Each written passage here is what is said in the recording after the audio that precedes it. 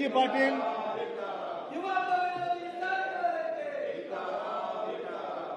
M G ಮೂಳೆ, ಬಲ್ಕೀಸ್ ಬಾನು,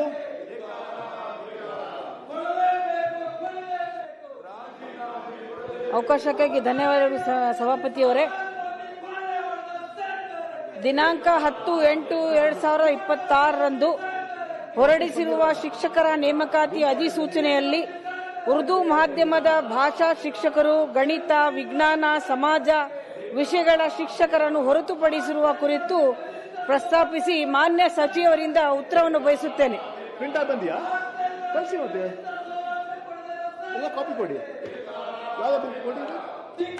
ಮಾನ್ಯ ಸಭಾಧ್ಯಕ್ಷರೇ, ಇದು ತಗೊಂಡ್ಬಿಡ್ತೀವಿ, ಈಗಲ್ಲ ಅರ್ಧ ಗಂಟೆ. ಮಾನ್ಯ ಸಭಾಪತಿಗಳೇ,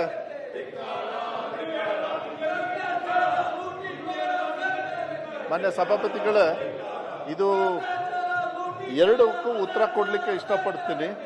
ಮೂರನೇದು ಮತ್ತೆ ನಾಲ್ಕನೇದು ಎರಡು ಸೇರಿ ಉತ್ತರ ಕೊಟ್ಟು ಬಿಡ್ತೀನಿ. ಮೊನ್ನೆ ತಮಗೆ ಗೊತ್ತಿದೆ, ಎರಡು ಕೂಡ ಬಲ್ಕೀಶ್ ಬಾನಿಯವರು ಮತ್ತೆ ನಮ್ಮ ಮೂಳೆ ಅವರು ಇರ್ಬೋದು, ಮತ್ತು ಬೇರೆ ಬೇರೆಯವರೆಲ್ಲರೂ ಕೂಡ ತಮ್ಮ ಸಮ್ಮುಖದಲ್ಲೂ ಕೂಡ ಒಂದು ಮೀಟಿಂಗ್ ಮಾಡಿದ್ವಿ. ಮೊನ್ನೆ ಒಂದು ತೀರ್ಮಾನವನ್ನು ಕೂಡ ನಾವು ತಗೊಂಡು ಈಗಾಗಲೇ ಒಂದು ಪ್ರಪೋಸಲ್ನ ಇಮಿಡಿಯೇಟ್ಲಿ ಮೊನ್ನೆನೇ ಫ್ರೈಡೆ ನಾವು ಸರ್ಕಾರಕ್ಕೆ ಫೈನಾನ್ಸ್ ಕ್ಲಿಯರೆನ್ಸಿಗೆ ಕಳಿಸಿದ್ದೀವಿ. ಮಾನ್ಯ ಮುಖ್ಯಮಂತ್ರಿಗಳು ಕೂಡ ಮೌಖಿಕವಾಗಿ ಮಾಡೋಣ ಅಂತ ಹೇಳಿದ್ದಾರೆ. ಸೊ ಅದು ಬಂದ ತಕ್ಷಣ ಆದಷ್ಟು ಬೇಗ ನಾವು ತೀರ್ಮಾನವನ್ನು ಮಾಡ್ತೀವಿ. ಇದು ಮರಾಠಿ ಮತ್ತು ಉರ್ದು ಎರಡೂ ಕೂಡ ಏನು ತಗೊಂಡಿರಲಿಲ್ಲ ನಮ್ಮ ಇಲಾಖೆ ವತಿಯಿಂದ, ಅದು ಎರಡೂ ಕೂಡ ಆಗ್ತದೆ. ಅದ್ರ ಜೊತೆಗೆ ಇನ್ನೂ 1500 ಬೇರೆ ಬೇರೆದು ಇದನ್ನು ಕೂಡ ಕಾಲ್ ಫಾರ್ಮ್ ಮಾಡ್ಬೇಕಂತ ಹೇಳಿ ಫೈನಾನ್ಸಿಗೆ ಕಳಿಸಿದ್ರೆ ಆದಷ್ಟು ಬೇಗ ಅದು ಮಾಡ್ಕೊಂಡು. ಮೀಟಿಂಗ್ ಆಯ್ತು, ಫೈನಾನ್ಸ್ ಡಿಪಾರ್ಟ್ಮೆಂಟ್ಗೂ ಕಳಿಸಾಯ್ತು. ಮಾನ್ಯ ಮುಖ್ಯಮಂತ್ರಿಗಳ ಜೊತೆ ಕೂಡ ಇನ್ಫಾರ್ಮಲ್ ಆಗಿ ನಾವು ಕ್ಯಾಬಿನೆಟ್ ಅನ್ನು ಕೂಡ ಚರ್ಚೆ ಮಾಡಿದ್ವಿ. ಈಗ ಅದು ಕ್ಯಾಬಿನೆಟ್ಗೆ ಬರ್ತದೆ, ಫೈನಾನ್ಸ್ ಇಂದ ಕಳಿಸಿದೀವಿ. ಅದಾದ್ಮೇಲೆ ಫೈನಾನ್ಸ್ ಇಂದ ಕ್ಯಾಬಿನೆಟ್ಗೆ ಬರಬೇಕಾದ್ರೆ ಬಂದ ಮೇಲೆ ನಾವು ಮುಂದೆ ಪ್ರೊಸೀಜರ್ ಮಾಡ್ತಕ್ಕಂಥ, ನಾನು ಆದಷ್ಟು ಬೇಗ ನಾವು ಮಾಡ್ಕೊಡ್ತಕ್ಕಂಥ ವಿಶ್ವಾಸವನ್ನು ಕೊಡಲಿಕ್ಕೆ ಇಷ್ಟಪಡ್ತೀನಿ. ಸನ್ಮಾನ್ಯ ಸಭಾಪತಿಯವರೇ, ಇದು ಬಹಳ ಗಂಭೀರವಾದ ಸಮಸ್ಯೆ. ಇಡೀ ರಾಜ್ಯಾದ್ಯಂತ ಅಲ್ಪಸಂಖ್ಯಾತರ ಭಾಷಾ ಶಿಕ್ಷಕರಿಗೆ ನೇಮಕಾತಿ ಆಗಿಲ್ಲ ಅಂತ ಈಗಾಗಲೇ ಎಲ್ಲರೂ ಸ್ಟ್ರೈಕ್ ಕೂಡ ಮಾಡ್ತಾ ಇದ್ದಾರೆ. ಮಾನ್ಯ ಸಭಾಪತಿ, ನಾನು ತಮ್ಮ ಮೂಲಕ ಮಂತ್ರಿಯವರಿಗೆ ಕೇಳೋದೇನೆಂದ್ರೆ, ಈಗಾಗಲೇ ಸರ್ಕಾರದಲ್ಲಿ ಅವ್ರದೇ ಇಲಾಖೆಯಲ್ಲಿ ಹೊರಡಿಸಿರುವ ಶಿಕ್ಷಕರ ಕೊರತೆಯ ಒಂದು ಪಟ್ಟಿನೂ ಕೂಡ ನನ್ನ ಹತ್ರ ಇದೆ. ಇದರಲ್ಲಿ ಅವ್ರ ಪ್ರಕಾರನೇ ಇವತ್ತು ಹಾಲಿಗೆ ಕೇವಲ ಉರ್ದು ಶಾಲೆ 1177 ಎಲಿಜಿಬಲ್ ವೇಕೆನ್ಸೀಸ್ ಇದೆ ಅಂತ ಅವರೇ ಹೇಳ್ತಾರೆ. ಇದಲ್ಲದೆ ತಮಿಳ್ ಶಾಲೆಗಳು, ತೆಲುಗು ಶಾಲೆಗಳು, ಮರಾಠಿ ಶಾಲೆಗಳು, ಈ ಎಲ್ಲಾ ಶಾಲೆಗಳ ವೇಕೆನ್ಸೀಸ್ ಗಳನ್ನ ಅವರು ಕೂಡ ಅವರೇ ಅವರು ಒಂದು ಪ್ರಕಟಣೆ ಮಾಡಿದ್ದಾರೆ. ಇವರು ಯಾವ ತರ ಮಾಡಿದ್ದಾರೆ ಅಂತಂದ್ರೆ, ಕೇಂದ್ರ ಸರ್ಕಾರದಿಂದ PM ಶ್ರೀ ಶಾಲೆಗಳಿಗೆ ಏನ್ ಮಾನದಂಡಗಳು ಮಾಡಿದ್ದಾರೆ ಅದೇ ಮಾನದಂಡನ ಹೊರಡಿಸಿ ಅದನ್ನು ಅನುಸರಿಸಿ ಇದನ್ನ ವೇಕೆನ್ಸೀಸ್ ಅನ್ನ ಡಿಕ್ಲೇರ್ ಮಾಡಿದ್ದಾರೆ. ನಾನು ಕೇಳಿದ ಸಭಾಪತಿಯವರೇ, ಈಗಾಗಲೇ ಸರ್ಕಾರ 15,000 ಶಿಕ್ಷಕರ, ಕನ್ನಡ ಮಾಧ್ಯಮದ ಶಿಕ್ಷಕರ ಮತ್ತು ಇಂಗ್ಲಿಷ್ ಮಾಧ್ಯಮದ ಶಿಕ್ಷಕರನ್ನ ನೇಮಕಾತಿ ಮಾಡಬೇಕು ಅಂತ ಹೊರಡಿಸಿದ್ದಾರೆ. ಮಕ್ಕಳು ಅಪ್ಲಿಕೇಶನ್ ಅನ್ನ ಹಾಕ್ತಾ ಇದ್ದಾರೆ. ಈ ಇಲಾಖೆಯ ಅಧಿಕಾರಿಯವರು ಶಿಕ್ಷಣ ಯಾರೀಗ ಕೊಡ್ತಾ ಇದ್ದಾರೆ? ಶಿಕ್ಷಣ ಒಂದು ಫಂಡಮೆಂಟಲ್ ರೈಟ್. ಸಚಿವರಿಗೆ ಸರಿಯಾದ ರೀತಿಯಲ್ಲಿ ಮಾಹಿತಿ ಯಾಕೆ ಕೊಡಲ್ಲ? ಈಗ ಈ ಪಟ್ಟಿಯನ್ನ ತಯಾರು ಮಾಡಿರ್ತಕ್ಕಂಥ ಅಧಿಕಾರಿಯ ಮೇಲೆ ಮಾನ್ಯ ಸಭಾಪತಿ ಮೇಲೆ ನಿಮ್ಮ ಮೂಲಕ ಆಗ್ರಹ ಮಾಡ್ತಾ ಇದ್ದೀನಿ, ಅವ್ರ ಮೇಲೆ ಕಟ್ಟುನಿಟ್ಟಿನ ಕ್ರಮ ತಗೋಬೇಕು. It is a fundamental right of the children to take education. Who has to give education? ಸರ್ಕಾರ ಕೊಡಬೇಕು. ಆ ನಿಟ್ಟಿನಲ್ಲಿ ಶಿಕ್ಷಣದಿಂದ ವಂಚಿತರಾಗಿರೋರು ಯಾರು? ಉರ್ದು ಓದೋರು, ಮರಾಠಿ ಓದೋರು, ತಮಿಳು ಓದೋರು, ತೆಲುಗು ಓದೋರು, ಈ ಮಕ್ಕಳೇ ಡ್ರಾಪ್ ಔಟ್ ಆಗ್ತಾ ಇದ್ದಾರೆ. ಇವ್ರನ್ನೇ ನೀವು ಮರಾಠಿ ಓದೋರು ಇವ್ರನ್ನೇ ನೀವು ಹೊಟ್ಟೆ ಪತ್ತೆ ಬಟ್ಟಿಯಲ್ಲಿ ಸೇರಿಸಬೇಕಾಗಿರೋದೇ ವಿನಃ ಬೇರೆಯವರಿಗಲ್ಲ. ಬೇರೆಯವರೆಲ್ಲೋ ಶ್ರೀಮಂತರ ಮಕ್ಕಳು ಖಾಸಗಿ ಸಂಸ್ಥೆಯಲ್ಲಿ, ಖಾಸಗಿ ಶಾಲೆಗಳಲ್ಲಿ ಓದ್ತಾ ಇದ್ದಾರೆ. ಈ ತರ ಮಾಡೋ ಅಧಿಕಾರಿ ಮೇಲೆ ಕ್ರಮನೂ ತಗೋಬೇಕು. ನಾನು ಈ ಸದನದಲ್ಲಿ ನಮ್ಮ ಮಂತ್ರಿ ಅವರಿಗೆ ಧನ್ಯವಾದ ಹೇಳಕ್ ಇಷ್ಟಪಡ್ತೀನಿ. ಯಾಕಂದ್ರೆ ಈ ಶಿಕ್ಷಕರ ಭರ್ತಿ ಮಾಡೋಕ್ಕಿಂತ ಮುಂಚೆ ಅವರು ಗೆಸ್ಟ್ ಲೆಕ್ಚರ್ಸ್ ಅನ್ನು ಮಾಡಿ ಇಡೀ ರಾಜ್ಯದಲ್ಲಿ ಒಂದು ಐತಿಹಾಸಿಕ ತೀರ್ಮಾನ ತಗೊಂಡು ಇಮಿಡಿಯೇಟ್ ಆಗಿ ಗೆಸ್ಟ್ ಟೀಚರ್ಸ್ ಹಾಕಿದ್ದಾರೆ.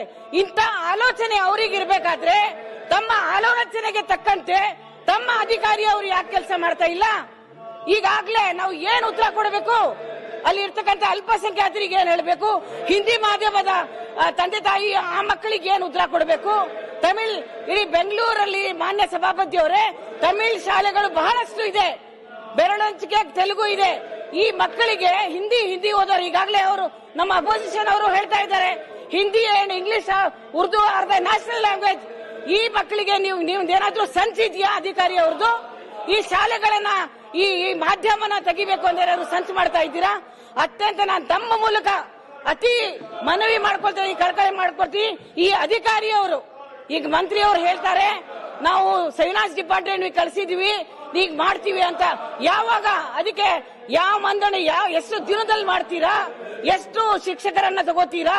ಈಗಾಗಲೇ ಘೋಷಣೆ ಮಾಡಿರೋ ಪ್ರಕಾರ 1173 ಉರ್ದು ಮಾಧ್ಯಮದ ಶಿಕ್ಷಕರ ವೇಕೆನ್ಸಿ ಇದೆ, 800 ಮರಾಠಿ ವೇಕೆನ್ಸೀಸ್ ಇದೆ, 200 ತಮಿಳ್ ವೇಕೆನ್ಸೀಸ್ ಇದೆ. ನೀವು ಮಾಡಿರೋ ಘೋಷಣೆನೇ ಇದು, ನಿಮ್ಮ ಇಲಾಖೆಯಿಂದ ಮಾಡಿರೋ ಘೋಷಣೆನೆ. ತೆಲುಗು ಕೇವಲ 19 ವೇಕೆನ್ಸೀಸ್ ಇದೆ, ಹಿಂದಿ ವೇಕೆನ್ಸೀಸ್ ಇದೆ. ಇದನ್ನೆಲ್ಲ ಸೇರಿಸಿ ನೀವು ಮಾಡಬೇಕು ವಿನಃ ಫೈನಾನ್ಸ್ ಮೇಲೆ ನೆಪ ಹಾಕೋದಲ್ಲ. ಮಾನ್ಯ ಸಭಾಪತಿರೇ, ಇದು ರಾಜ್ಯದ ಪ್ರತಿಷ್ಠಿತ ತಾಯಿಯಂದರ ಅಳಿಲು ನಾನು ನಿಮ್ಮ ಎದುರುಗಡೆ ಹಾಕ್ತಾ ಇದ್ದೀನಿ. ಮಾನ್ಯ ಸಚಿವರೇ, ಆ ಅಧಿಕಾರಿ ಅವರ ಮೇಲೆ ಕಟ್ಟುನಿಟ್ಟಿನ ಕ್ರಮ ತಗೋಬೇಕು. ಇವ್ರನ್ನೇ ಪ್ರಥಮವಾಗಿ ಶಿಕ್ಷಣ ಕೊಡಬೇಕಾಗಿರೋದು. ಇವ್ರನ್ನ ವಂಚನೆ ಮಾಡಬೇಕು ಅಂತ ನಮ್ಮ ಮಂತ್ರಿ ಅವರಿಗೆ ದಾರಿ ತಪ್ಪಿಸ್ತಾ ಇದಾರಲ್ಲ, ಅವ್ರ ಮೇಲೇನೂ ಕ್ರಮ ತಗೋಬೇಕು. ಇದ್ರ ಬಗ್ಗೆ ಎಷ್ಟು ದಿನದೊಳಗೆ ನೀವು ನೋಟಿಫಿಕೇಶನ್ ಮಾಡ್ತೀರಾ, ಎಷ್ಟು ಸಂಖ್ಯೆ ಮಾಡ್ತೀರಾ ಅಂತ ಕೇಳ್ಕೋಬೇಕು. ಮಾನ್ಯ ಸಭಾಪತಿಗಳೇ, ನಾನು ಈ ಭಾಷಣ ಮಾಡೋದಿಲ್ಲ, ಬರೇ ಪಾಯಿಂಟ್. ಈಗ ತಾನೇ ನಮ್ಮ ಸೋದರಿಯವರು ಬಲ್ಕೀಸ್ ಬಾನಿ ಅವರು ಮತ್ತು ಬೇರೆಯವರು ತಂದಿರತಕ್ಕಂತ ಈ ವಿಚಾರದಲ್ಲಿ ನಾನು ಸಹಮತವನ್ನು ವ್ಯಕ್ತಪಡಿಸ್ತಾ ಹೇಳ್ತಾ ಇದ್ದೀನಿ. ಭಾಷಾ ಅಲ್ಪಸಂಖ್ಯಾತರಿಗೆ ಶಾಲೆಗಳಲ್ಲಿ ನೇಮಕ ಮಾಡಬೇಕಾದ್ರೆ ಈ ಅನ್ಯಾಯವನ್ನು ಸಹಿಸಲಿಕ್ಕೆ ಸಾಧ್ಯ ಇಲ್ಲ. ಅದು ಮರಾಠಿ ಇರ್ಬೋದು, ಹಿಂದಿ ಇರ್ಬೋದು, ಉರ್ದು ಇರ್ಬೋದು, ತೆಲುಗು ಮಾತಾಡ್ತಕ್ಕಂಥ ಇರ್ಬೋದು.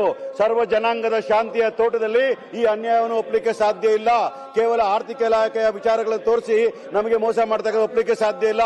ಕನ್ನಡಕ್ಕೆ ಆದ್ಯತೆ ಕೊಟ್ಟ ಹಾಗೆ ಭಾಷಾ ಅಲ್ಪಸಂಖ್ಯಾತರಿಗೆ ಗೌರವ ಕೊಟ್ಟು ಆ ಟೀಚರ್ ನೇಮಕ ಮಾಡಬೇಕಾಗ್ತದೆ. ಸುಮಾರು 800 ಟೀಚರ್ಗಳು ಮರಾಠಿ ಶಾಲೆಗಳಲ್ಲಿ ವೇಕೆನ್ಸಿ ಇರತಕ್ಕಂಥದನ್ನ ಸಚಿವರ ಗಮನಕ್ಕೆ ತರ್ತೇನೆ. ಆದಷ್ಟು ಬೇಗ ನೇಮಕ ಮಾಡಿ ಆದೇಶ ಹೊರಡಿಸಬೇಕು. ಈ ರೀತಿಯಾದ ತಪ್ಪು ಮಾಡಿದಂತಹ ಅಧಿಕಾರಿಗಳ ಮೇಲೆ ಸೂಕ್ತವಾದ ಕ್ರಮವನ್ನು ಕೈಗೊಳ್ಳಬೇಕು. ಶಿವಕುಮಾರ್, ಮಾನ್ಯ ಸಭಾಪತಿಗಳೇ, ನಮ್ಮ ಸಹೋದರಿ ಬಲ್ಕೀಸ್ ಬಾನುವರು ತಂದಿರೋ ವಿಚಾರದ ಬಗ್ಗೆ ನನ್ನ ಸಂಪೂರ್ಣ ಸಹಮತ ನಾನು ಮೊದಲನೇದಾಗಿ ವ್ಯಕ್ತಪಡಿಸ್ತಾ ಇದ್ದೀನಿ. ಯಾಕಂದ್ರೆ ಭಾಷೆ ಎನ್ನುವುದು ಅದು ನಂಬರ್ ಮೇಲೆ ನಡೆಯೋದಿಲ್ಲ.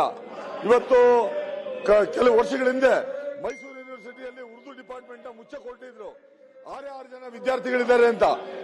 6 ಜನ ಇರ್ತಾರೋ, 1 ಜನ ಇರ್ತಾರೋ, 10 ಜನ ಇರ್ತಾರೋ, ಆದ್ರೆ ಭಾಷೆಗೆ ಪ್ರಾಮುಖ್ಯತೆ ಕೊಟ್ಟು ಉರ್ದು ಇರ್ಬೋದು, ತೆಲುಗು ಇರ್ಬೋದು, ತಮಿಳ್ ಇರ್ಬೋದು. ಯಾಕಂದ್ರೆ ತಮಿಳ್ ಸ್ಕೂಲ್ಗಳು ಇದಾವೆ, ಬಾರ್ಡರ್ ವಿಲೇಜಸ್ KGF ಅಲ್ಲಿ ಇದೆ, ಚಾಮರಾಜನಗರದಲ್ಲಿ ಇದೆ, ಬಾರ್ಡರ್ ಅಲ್ಲಿ ಎಲ್ಲ ಕಡೆ ಇದೆ. ತೆಲುಗು ಸ್ಕೂಲ್ಸ್ ಇದಾವೆ, ಮರಾಠಿ ಸ್ಕೂಲ್ಸ್ ಇದಾವೆ. ಹಂಗಾಗಿ ನಾವು ಬಹಳ ಸಣ್ಣತನ ತೋರಿಸಬಾರ್ದು. ಕರ್ನಾಟಕ ನಾವೆಲ್ಲರನ್ನೂ ಒಪ್ಪಿದ್ದೀವಿ. ಹಂಗಾಗಿ ಇವತ್ತು ಏನು ಉರ್ದು ಸ್ಕೂಲ್ ಸೇರಿದ್ದಾವೆ, ಯಾಕಂದ್ರೆ ಮಕ್ಕಳು ಪಾಪ ಕಲಿಯೋದು ಕಷ್ಟ ಆಗುತ್ತೆ ಕನ್ನಡ. ಹಂಗಾಗಿ ಅವ್ರಿಗೆ ಸೆಕೆಂಡ್ ಲ್ಯಾಂಗ್ವೇಜ್ ಕನ್ನಡ ಕಲ್ತ್ರು ಫಸ್ಟ್ ಲ್ಯಾಂಗ್ವೇಜ್ ಉರ್ದು ಕಲೀಲಿ, ಮರಾಠಿ ಕಲೀಲಿ, ತಮಿಳ್ ಕಲೀಲಿ. ಯಾಕಂದ್ರೆ ನಮ್ದು ಡೈವರ್ಸಿಫೈಡ್ ಕಂಟ್ರಿ. ಈ ಡೈವರ್ಸಿಟಿ ಇರುವಂತಹ ದೇಶದಲ್ಲಿ 100 ಭಾಷೆಗಳು, 100 ಕಲ್ಚರ್ ಇದೆ. ಎಲ್ಲಾ ಭಾಷೆಗಳನ್ನ ನಾವು ಉತ್ತಮವಾಗಿ